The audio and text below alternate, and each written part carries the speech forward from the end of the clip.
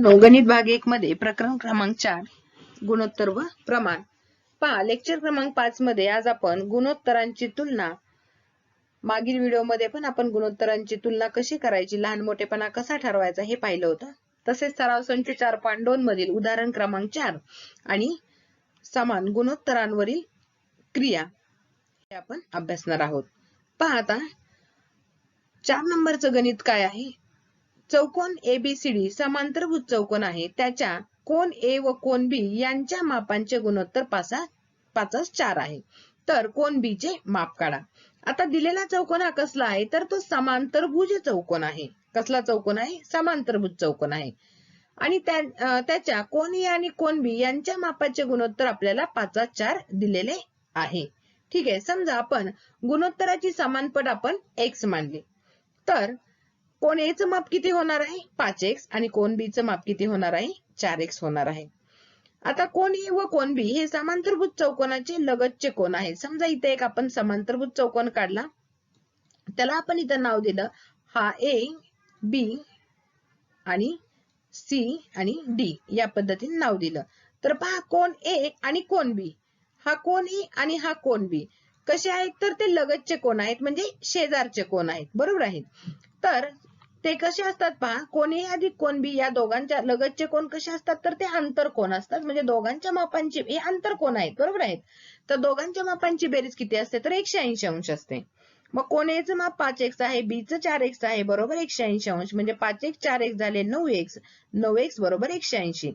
गुणाकारातलं 9 इकडे आले की भागाकारात 180 ला 9 ने भागलं तर उत्तर किती येणार आहे? 20. ठीक आहे. मग आपण कोन A चं माप काढूयात. कोन A चं माप 5x आहे, म्हणजे 5 गुणिले किती होणार आहे? 20. 5 गुणिले 20 किती येणार आहे? 20 100, म्हणजे 100 अंश येणार आहे. आणि कोन B चं माप किती येणार आहे? B चं माप 4x, म्हणजे 4 गुणिले 20, 20 चौक 80. आलं लक्षात? म्हणजे A चं माप 100 अंश आणि B चं माप किती येणार आहे, तर 80 अंश येणार आहे. त्यानंतर यातलं प्रश्न 4थ्यातलं दुसरं गणित पहा.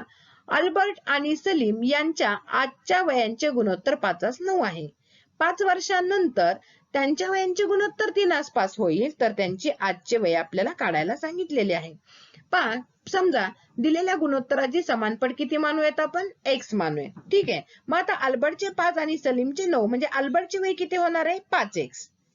आणि सलीमचे किती होणार आहे, तर 9x वर्षे वय त्याचे होणार आहे. बरोबर आहे. आता 5 वर्षानंतरची त्यांची वय, याचा अर्थ 5 वर्षानंतर आजचे वय जर समजा, याचा अर्थ आजच्या वयामध्ये 5 काय करायला लागणार आहे? मिसळायला लागणार आहे. 5 वर्षानंतरची त्यांची वय काढायची म्हटल्यानंतर मग 5 वर्षानंतरचे अल्बर्टचे वय बरोबर आजचे वय आहे त्याचे 5x, त्यामध्ये 5 वर्ष मिळवायला लागणार आहेत. ते किती होणार आहे? 5x अधिक 5. त्याचप्रमाणे सलीमचे 5 वर्षानंतरचे वय किती होणार आहे, तर 9x अधिक 5. ठीक आहे. 5 वर्षानंतरची त्यांची या पद्धतीची वय होणार आहे. आणि अजून काय दिले पहा, 5 वर्षानंतर त्यांच्या वयांचे पण गुणोत्तर आपल्याला दिलेले आहेत. आता यांचं आपल्याला गुणोत्तर घ्यावं लागणार आहे दोघांच्या वयांचं. 5x अधिक 5 छेद 9x अधिक 5. गुणोत्तर म्हणजे काय? अंश आणि छेदाच्या रूपामध्ये त्यांना मांडायचं. 5x अधिक 5 छेद 9x अधिक 5 बरोबर त्यांचं गुणोत्तर आहे 3:5, म्हणजे 3/5. त्यानंतर काय करायचं? सिंपल तिरकस गुणाकार करायचा. 5 ने 5x अधिक 5 ला गुणायचं, बरोबर 3 ने 9x अधिक 5 ला गुणायचं. 5 ने 5x ला गुणलं, 5 25x झाले. तसेच 5 ने कशाला गुणायचं? अधिक 5 ला गुणायचं, म्हणजे अधिक 25 झाले. बरोबर तसंच इथं 9 ने 3x ला गुणलं, 27x झाले. आणि 3 ने अधिक 5 ला गुणले, 3:5 15 झाले. ठीक आहे. आता पहा, अधिक 25 तसंच ठेवले, अधिक 15 इकडे आले की वजा 15. हे अधिक 27x तसंच आहे, अधिक 25x इकडे आले की वजा 25x होणार आहेत. 25 मधून 15 गेले किती राहिले, तर 10. आणि 27x मधून 25x गेले किती राहिले, 2x. म्हणजे 10 बरोबर 2x. ठीक आहे. मग x ची किंमत आपल्याला आता काढायची आहे. गुणाकारातलं 2 इकडे आले की भागाकारात गेलं, म्हणजे x ची किंमत किती आली आपली? 5 आली. तर त्यांची आजची वय काढायला सांगितलेली आहेत. म्हणून अल्बर्टचे आजचे वय बरोबर किती आहे, तर हे 5x आहे. म्हणजे x ची किंमत फक्त इथं टाकायची, 5 गुणिले 5. x ची किंमत 5, म्हणजे किती आली? 25 वर्षे. तसेच सलीमचे आजचे वय आहे 9 वर्ष.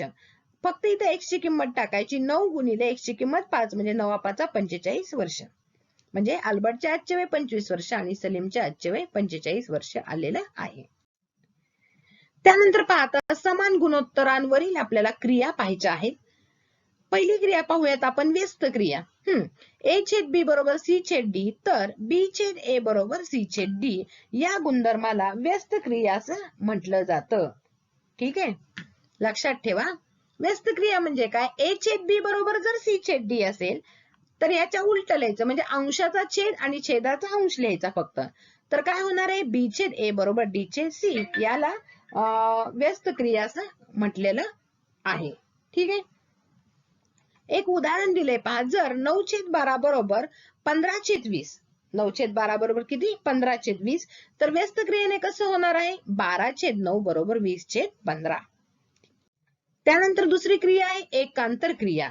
पहा, जर ए छेद बी बरोबर सी छेद डी असेल, जर गुणोत्तर ए छेद बी बरोबर सी छेद डी असेल तर एकांतर क्रिया कशी करायची? पहा, ए छेद सी बरोबर बी छेद डी.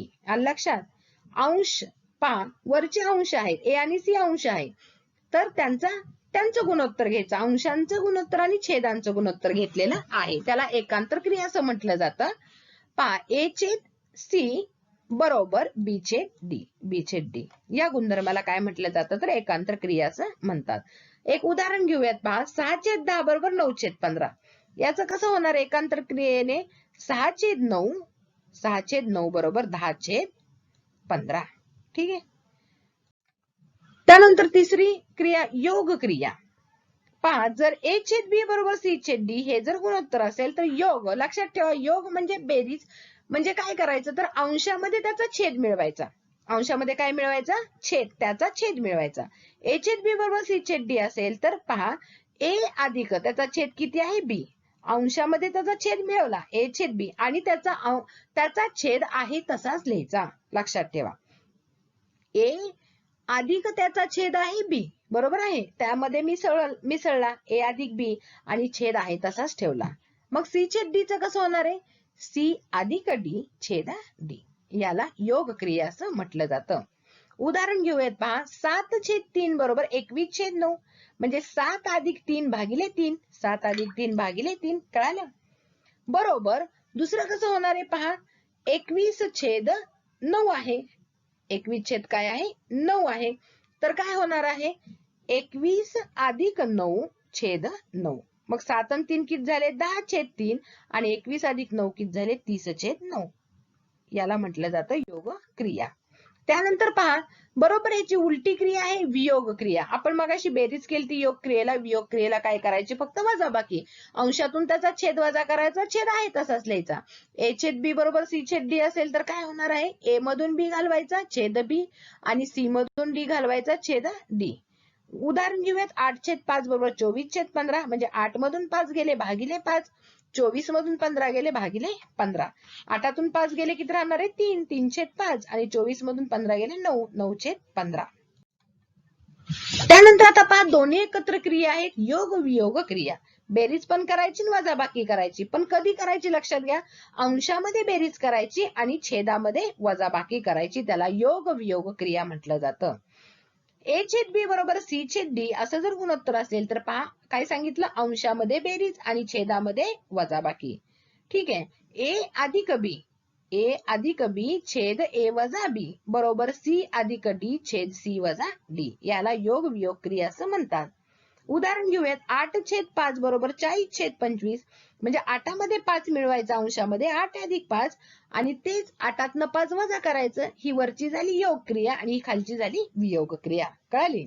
इथं काय होणार आहे? 40 अधिक 25 छेद 40 वजा 25. 8 आणि 5 13, 8 आणि 5 किती झाले? इथं लिहिलेलं आहे 13 आणि 8तनं 5 गेले किती राहिले? 3. बरोबर 40 आणि 25 झाले 65, 40 मधून 25 गेले 15 उरले. तर या पद्धतीने आपण गुणोत्तरावरील ज्या काही क्रिया आहेत, समान गुणोत्तरावरील एकूण 5 क्रिया पाहिल्या. तर या 5 क्रियांचा व्यवस्थितपणे अभ्यास करा आणि वहीमध्ये याच्या नोट्स काढा. जी काही योग क्रिया म्हणजे काय, वियोग क्रिया म्हणजे काय, एकांतर क्रिया म्हणजे काय, व्यस्त क्रिया म्हणजे काय, ह्या सेपरेट व्यवस्थित लिहून त्यांची उपस्थित लिहून या क्रियांचा काय करा? अभ्यास व्यवस्थित करा.